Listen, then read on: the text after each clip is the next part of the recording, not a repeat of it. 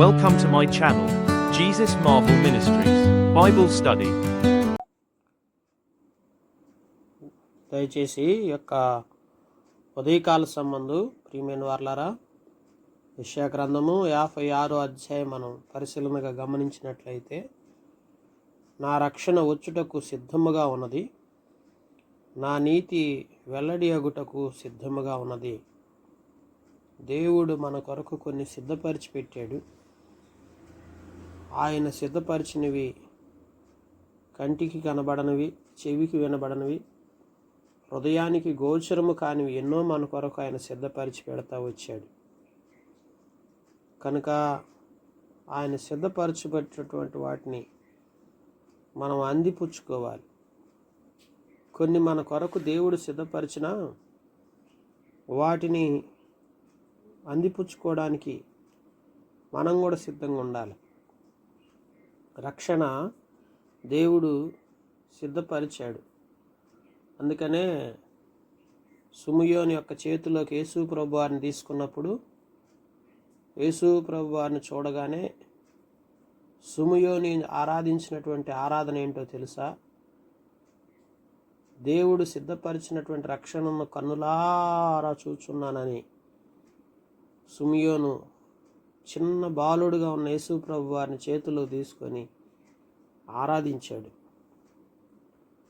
సుమయోను ప్రవచనాత్మతో ఆరాధించే ఆరాధికుడుగా ఉన్నాడు.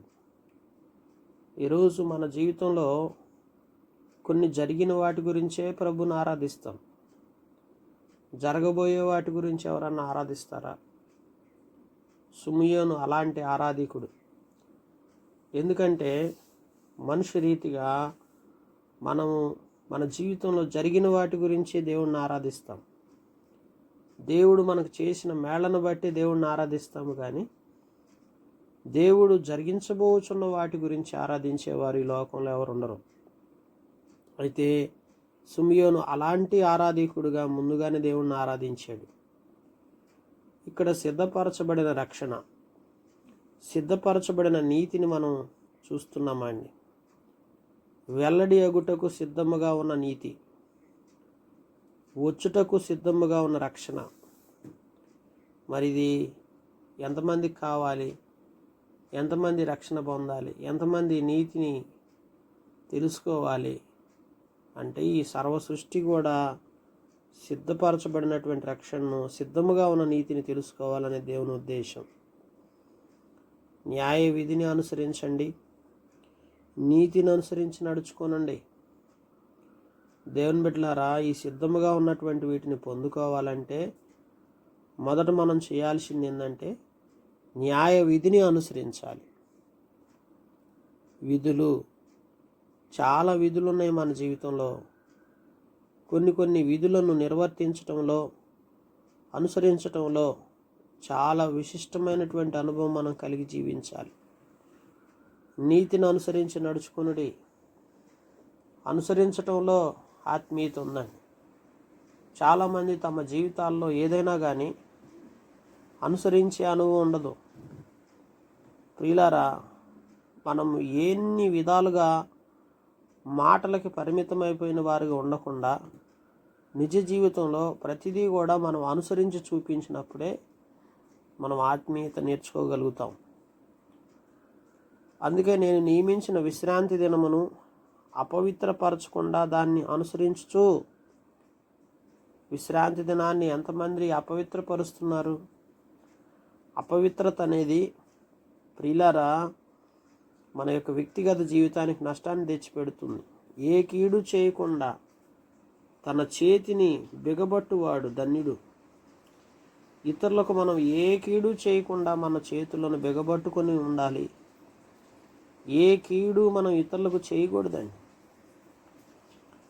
ఆ ప్రకారం చేసి దాన్ని రూఢిగా గైకొను నరుడు ధన్యుడు. కనుక ఇతరులకు కీడు చేయకుండా, విశ్రాంతి దినమును అపవిత్రపరచకుండా, 6 దినాలు మనం లోకంలో ఎన్నెన్నో రకాలైనటువంటి కీడు తలపెడతా ఉంటాం ఇతరులకి. ఆలోచనలో, తలంపుల్లో, ఊహల్లో, మాటల్లో, ఉద్దేశాల్లో ఇతరుల పట్ల ఎంతో కీడు మనసు కలిగి జీవిస్తూ ఉంటాం. అలాంటి కీడు స్వభావం, కీడు మనసు మనం కలిగి ఉండి దేవుని యొక్క పరిశుద్ధ దినాన్ని, విశ్రాంతి దినాన్ని అపవిత్రపరిచేవారిగా మనం ఉండకుండా దేవుణ్ణి అనుసరించాలి. ఆదివారం పరిశుద్ధ దినం పవిత్రంగా మనం దేవుని మందిరానికి వెళ్ళాలి. పరిశుద్ధ దినమందు, విశ్రాంతి దినమందు పరిశుద్ధతను కాపాడుకునేవారిగా ఉండాలి. ఇతరులకు ఏ కీడు తలపెట్టకుండా, మనసులో ఏ కీడుని మన మనసులోకి రానియకుండా చూసుకునేవారిగా మనం జీవించటం అంట ప్రియులారా. అలాగా రూఢిగా ఆ ప్రకారం చేసి దాన్ని బిగబట్టాలంట. చాలాసార్లు అపవాది దినాల్లో ఇతరులకు కీడు చేసే విషయాల్లో ఎన్నో రకాలుగా మన హృదయాన్ని రేపుతుంది. మన హృదయపు తలంపుల్లోకి కీడును తలపెట్టేటువంటి మనసును రప్పింపజేస్తుంది. కనుక అలాంటి మనసు నీ జీవితంలో వచ్చినప్పుడు నువ్వేం చేస్తావంటే బిగబట్టుకో గట్టిగా. బిగబట్టడం అంటే తెలుసు కదా, అంటే మనసుని అదుపు చేసుకోవటం, కంట్రోల్ చేసుకోవటం. అదుపు తప్పే మనసుని అదుపు తప్పకుండా, ఎక్కడ ఇతరులకు కీడు తలపెట్టే మనసు నీలోకి రాకుండా నీ మనసుని గట్టిగా బిగబట్టుకొని కూర్చుంటావు చూసావా. అలాంటి మనసుగా నీకుంటే ఆ ప్రకారం దాన్ని చేసి రూఢిగా గైకొనేటువంటి నరుడంట ధన్యుడని రాయబడతా వచ్చింది. చాలా ధన్యతలు ఉన్నాయి పరిశుద్ధ గ్రంథంలో. కనుక ఏమి ధన్యత ఇది? ఇదొక గొప్ప ధన్యత. ఇతరులకు ఏ కీడు చేయకుండా బ్రతకటం ధన్యత కాదా? భూమి మీద మనం బ్రతికున్నంత కాలం ఎవ్వరికి కీడు చేయకుండా చూసుకొని మన మనసుని బిగబట్టుకోవాలా. ఈ రోజున దేవుణ్ణి అనుసరించే విధానంలో ఇది గొప్ప విధానం అండి. నీవు ఎట్లా ఉంటున్నావు? నీ జీవితంలో ఎప్పటికప్పుడే నీ మనసుని బిగబట్టుకొని జాగ్రత్తగా చూసుకుంటున్నావా? ఇతరులకు కీడు చేయటానికి నీ మనసు పరుగులెడతా ఉన్నప్పుడు వద్దొద్దు, అట్లా చేయకూడదు, అలాంటి మనసు మంచిది కాదు అని నీ హృదయాన్ని అదుపు చేసుకోగలుగుతున్నావా? బిగబట్టగలుగుతున్నావా? అలా నువ్వు కానీ బిగబట్టగలిగితే నిజంగా నీ అంత ధన్యుడు మరొకరు లేరు.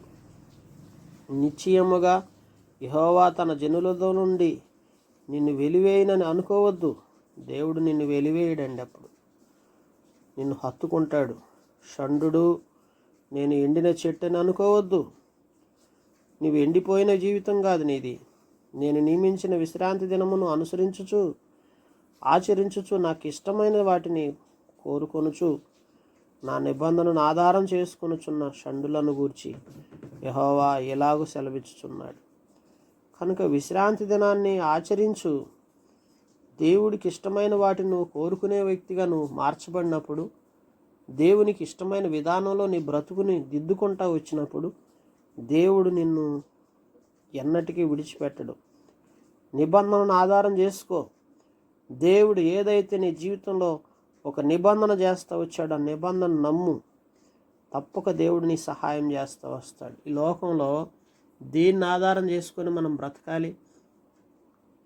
ఏమండి, దేవుడు మనుషులను ఆధారం చేసుకొని బ్రతకమని దేవుడు చెప్పట్లేదు కదా, నిబంధనను ఆధారం చేసుకోమంటున్నాడు. ఎవరైతే నిబంధనను ఆధారం చేసుకొని జీవిస్తారో అట్టి వారిని దేవుడు తప్పక దీవించడం ప్రారంభిస్తాడు. నా ఇంటను నా ప్రకారంలోనూ ఒక భాగమును వారికి ఇచ్చేదను. దేవుడు తన ఇంటను ఉన్నటువంటి వాటిలో నుంచి తీసి, తన ప్రాకారంలో ఉన్నటువంటి వాటిని తీసి ఒక భాగాన్నే దేవుడు మనకి ఇవ్వటానికి ఇష్టపడుతున్నాడండి. కనుక కొడుకులు కూతుళ్ళు అని అనిపించుకొనుట కంటే శ్రేష్టమైన పేరు వారికి పెట్టుచున్నాను. కొడుకులు కాదు, కూతుళ్ళు అనిపించుకోవటం కాదు మనకు కావాల్సింది. ఏమనిపించుకోవాలి? అంతకంటే మించి శ్రేష్టమైన పేరు దేవుడు మనకు పెట్టాలనుకుంటున్నాడు. ఇలాంటి జీవితాన్ని ఎవరైతే కలిగి ఉంటారో అలాంటి వారిని నా కుమారుడా, నా కుమార్తె అని పిలిపించుకోవటం కాదు, అంతకంటే మించి శ్రేష్టమైన పేరు మనకి ఇవ్వాలనుకుంటున్నాడు. కొట్టివేయబడని నిత్యమైన పేరు వారికి పెట్టుచున్నాను. ఎప్పటికీ కొట్టివేయబడని నిత్యమైన పేరు నీకు ఇవ్వాలనుకుంటున్నాడు. ఎంత ధన్యత ఇది! ఈ రోజుల్లో లోకంలో అయితే మనల్ని ఏదైనా మంచిగా మనం జీవిస్తే నా కొడుకు, నా కూతురు, నా కుమార్తె అని చెప్పుకుంటాం. మా బిడ్డలను చెప్పుకుంటామండి. ప్రయోజకులయ్యారని చెప్పుకుంటాం. దేవుడు అంతకంటే మించి నీకు శ్రేష్టమైన పేరు పెట్టడానికి సిద్ధంగా ఉన్నాడు.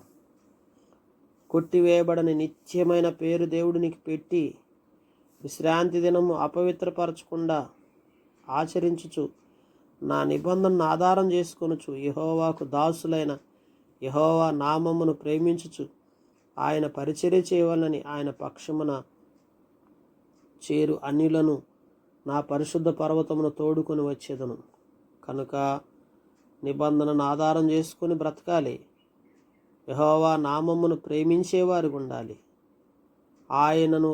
ఆయనకు పరిచర్య చేయవలనని ఆయన పక్షమున చేరు అన్యులను నా పరిశుద్ధ పర్వతమునకు తోడుకొని వచ్చేదను.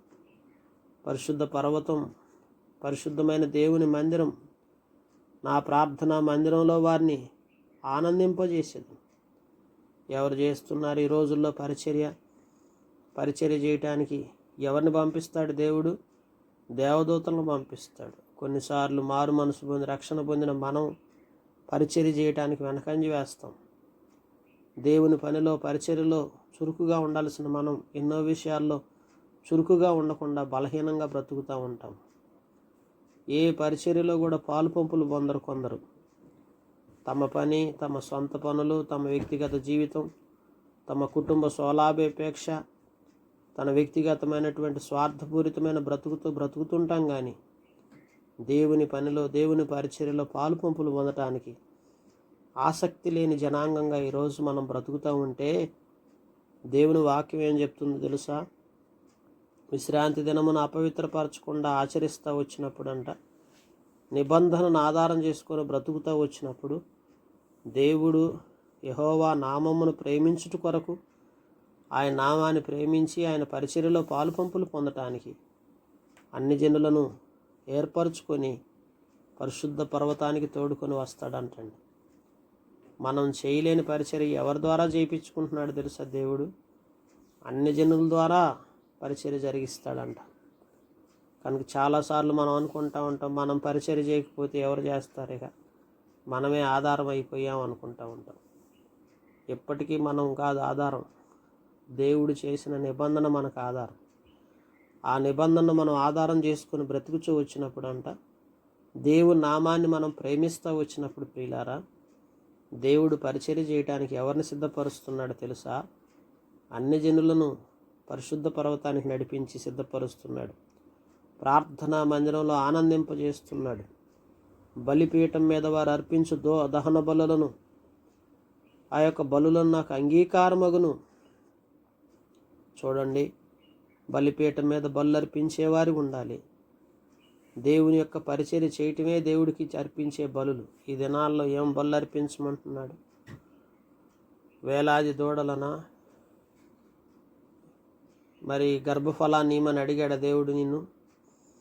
లేకపోతే నువ్వేం తీసుకొచ్చి వేలాది నదులంతా విస్తార తైలం తీసుకొచ్చి ఆయనకు పోసి, ఇదిగో నేను తైలం తెచ్చాను, తైలం అంతా నీ మీద పోస్తున్నానని చెప్పమని అడిగాడా? పాలాభిషేకాలు అడుగుతున్నాడా? తైలాభిషేకాలు అడుగుతున్నాడు దేవుడు నిన్ను? ఏ అభిషేకం చేయమని దేవుడు నిన్ను అడిగాడు? అన్ని జనులైతే ఎన్నో రకాల అభిషేకాలు అన్నీ చేస్తూ ఉంటారు, హోమాలు. మరి నువ్వేం చేయాలి? మరి దేవుణ్ణి నమ్ముకున్నాక నీవు చేయాల్సింది ఏంటంటే పరిచర్య చేయాల.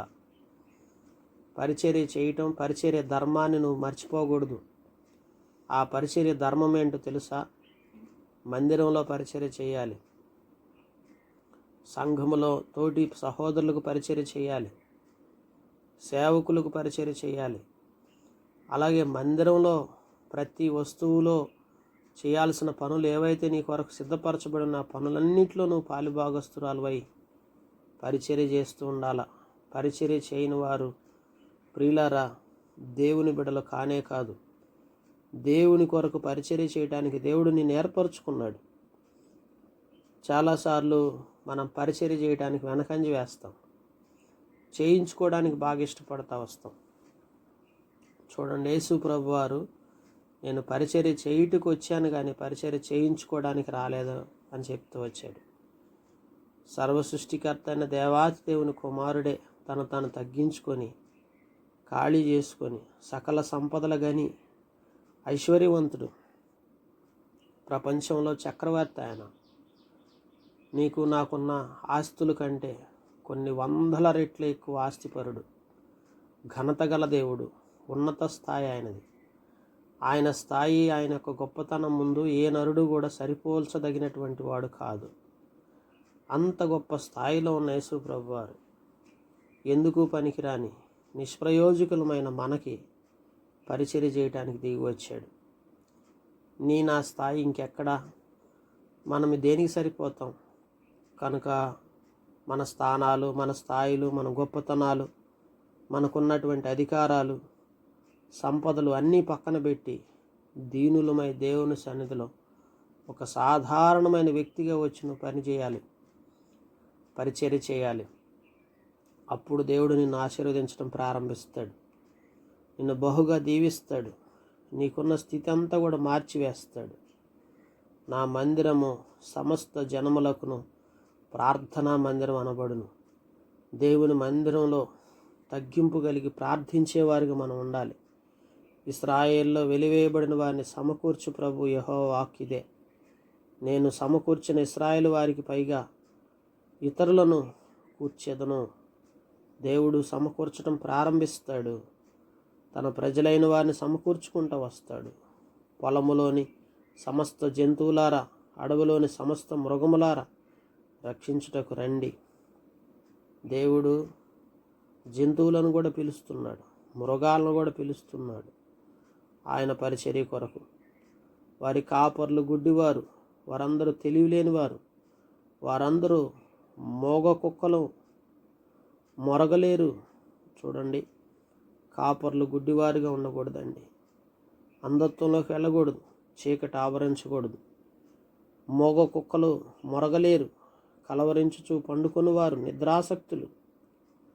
కలవరించేవారుగా, పండుకునేవారుగా, నిద్ర మీద ఆసక్తి కలిగినటువంటి వారుగా. మరి మోగ కుక్కల వలె, మోగ కుక్కలు ఏం చేస్తాయండి? మనందరం ఈ దినాల్లో మోగ కుక్కల్లాగా మారిపోయాం. ఒక్కరికి నోరు రాదు, ఒక్కరు నోరు తెరిచి మాట్లాడలేరు, ఒక్కరు సువార్త చెప్పలేరు, ఒక్కరికి దేవుని మాటలు వర్ణించలేరు, ఒక్కరికి దేవుని గురించి చెప్పలేరు. ఇలాంటి వాళ్ళందరినీ దేవుడు దేంతో పోలుస్తున్నాడు తెలుసా? మోగ కుక్కలతో పోలుస్తున్నాడండి. అంధత్వం, గుడ్డివారుగా, అలాగే మరి నోరుండి మాట్లాడలేని వారుగా, ఒక మాయాస్వరూపాలుగా మారిపోతే మన జీవితం ఏ విధంగా ఆశీర్వాదకరంగా ఉంటుంది? కనుక ఆత్మీయ అంధత్వంలో బ్రతకటం మానేద్దాం, మోగ కుక్కలుగా ఉండటం మానేద్దాం, మొరగటం నేర్చుకుందాం. కుక్కలకున్న లక్షణం ఏంది? ఎప్పుడు మొరుగుతూ ఉంటాయి. మనుషులు కనపడితే ఎంత మొరగాలో అంత మొరుగుతాయి. దేవుని బిడ్డలారా, దేవుని పిల్లలు ఎప్పుడు మొరుగుతుండాల. నోట మాటల చేత అనేకులను ఆకర్షించాలి. ఇతరులకు దేవుని మాటలు చెప్పగలిగే సామర్థ్యాన్ని ఇవ్వమని దేవుణ్ణి అడగాలి. నువ్వెంతగా దేవుని మాటలు చెప్పగలవో అంతగా దేవుడు నిన్ను ఆశీర్వదిస్తాడు. కలవరించుచు పండుకుంటూ ఉండకూడదు, కలలు గంట నిద్రాసక్తులుగా ఉంటా. ఇండ్లలో కూర్చొని హాయిగా నిద్రపోతూ బ్రతకటానికి దేవుడికి ఇచ్చింది సమయం. అందుకేనా కుక్కలు తిండికి ఆతురపడును, ఎంత తినిన వాటికి తృప్తి లేదు. కుక్కలకున్న లక్షణం ఏందండి? తిండి కోసం ఆతురపడతాయి. ఎంత తిన్నా వాటికి ఏముండదంట, తృప్తి ఏముండదంటండి. మనం తిండి కోసం బతకాల్సింది. తిండి కాదు మన జీవితం. ఎంత తిన్నా తృప్తి లేని జీవితం మనం కలిగి ఉండకూడదు. ప్రభు పాదాలు చెంతకు వద్దామా? ఒక్కడు తప్పకుండా అందరూ స్వప్రయోజనమే విచారించుకుందరు. పొద్దున్న లేచిన దగ్గర నుంచి స్వప్రయోజనాల గురించే ఆలోచన. నీ సొంత ప్రయోజనం కొరక నీ దేవుడిని ఏర్పరచుకుంది. దేవుని బిడ్డలారా, స్వప్రయోజనాలు మానేసి ద్రాక్షారసం తెప్పించుకొని మద్యం నిండారుగా తాగుదూనండి. నేడు జరుగునట్లు రేపు మరి లక్షణముగా జరుగును అని. ఈరోజు జరిగినట్లు రేపు జరిగిద్దని అనుకోకూడదు. ఈరోజు నువ్వు బాగుండొచ్చు, రేపు నీ పరిస్థితి ఎలా అవుతుందో కూడా తెలియదండి. కనుక సుఖాసక్తి కలిగి మద్యం సేవించుచు నిద్ర ఎడల ఆసక్తి కలిగి స్వప్రయోజనాలను ఆలోచించుకుంటూ మరి తమ సొంతమైనటువంటి ఆలోచనలతోనే జీవితాన్ని గడుపుతూ ఉన్నటువంటి వ్యక్తుల గురించి ఇక్కడ మాట్లాడుతున్నాడు. మోగబోయినటువంటి కుక్కల వలె మొరగలేని బ్రతుకు కలిగి, గుడ్డితనాన్ని కలిగి, ఆత్మీయ అంధత్వంలో బ్రతుకుతూ నీ స్వప్రయోజనం కోసమే నువ్వు బ్రతుకుతున్నట్లుగా నీ జీవితం ఉన్నట్లయితే ప్రభు పాదాల చెంత క్షమాపణ వేడుకున్నాం. ప్రభువా, నన్ను క్షమించయ్యా, నా జీవితం అలాగే ఉందయ్యా, నేను ఒక మోగ కుక్కలాగా ఉన్నాను నాయన, నా కన్నులు అంధత్వంలోకి వెళ్ళిపోయినాయ్యా, నా స్వప్రయోజనం కొరకే విచారిస్తున్నాను కానీ ఎంతసేపటికి నా సొంత ప్రయోజనం ద్రాక్షారసం తెప్పించుకొని చక్కగా తాగి నేడు జరుగునట్లు రేపు జరుగుతుందిలే అని అన్నాడు బ్రతుకులో నేను బ్రతుకుతున్నానే కానీ నీ పరిచర్యలో నేను పాలు పంపులు పొందలేని వాడినయ్యా, పొందలేని దానని ప్రభువు దగ్గర క్షమాపణ వేడుకొని ఇక నుంచి అయినా మనల్ని మనం తగ్గించుకొని సర్వ సృష్టికర్త అయిన దేవుని కుమారుడే పరిచర్య చేయటానికి ముందుకు వచ్చినప్పుడు నీ యొక్క స్థాయిని, నీ స్థానాన్ని విడిచిపెట్టి ప్రభువు పాదాల చెంత దీనత్వం కలిగి ఎప్పుడే తగ్గించుకొని వస్తాను, విశ్రాంతి దినాన్ని చక్కగా ఆచరించి విశ్రాంతి దినమున ఆయన నామమును హోమాలు బలులు కాదు ఆయనకు కావాల్సింది. ఈ దినాల్లో బలులు అవసరం లేదు. నీవు చేసే పరిచర్య ఆయనకి ఎంతో ఆనందాన్ని ఇస్తుంది. కనుక ఆ పరిచర్య చేయడానికి నిన్ను అర్పించుకొని ఎప్పుడైతే దేవుని కొరకు ముందుకు వస్తావో దేవుడు నిన్ను దీవించడం ప్రారంభిస్తాడు. మంచి పేరు పెడతాడంట. కూతురు కొడుకు అనిపించుకోవటం కాదు, అంతకంటే మించి శ్రేష్టమైన పేరు పరలోకంలో దేవుడు నీకు ఇవ్వటానికి ఇష్టపడుతున్నాడు. ఆ పేరు సంపాదించుకునే వ్యక్తిగా మనందరం ఉండులాగున అట్టి ఘనత కలిగినటువంటి జీవితాన్ని కలిగి ఆ రాజ్యంలో మనం ప్రవేశించినప్పుడు ఘనమైన వారిగా ఆ శ్రేష్టమైన పేర్లు నీకు పెట్టి నిన్ను ఆహ్వానించే రీతిలో నీ జీవితం ఉండాలని ప్రభు పేరట మనవి చేస్తూ దేవుడి మాటలు దీవించి ఆశీర్వదించి మనల్ని బలపరిచి మనకు సహాయం చేయనుగాక. ఆమేన్. ప్రార్థన చేసుకుంటాం. మోకరించండి.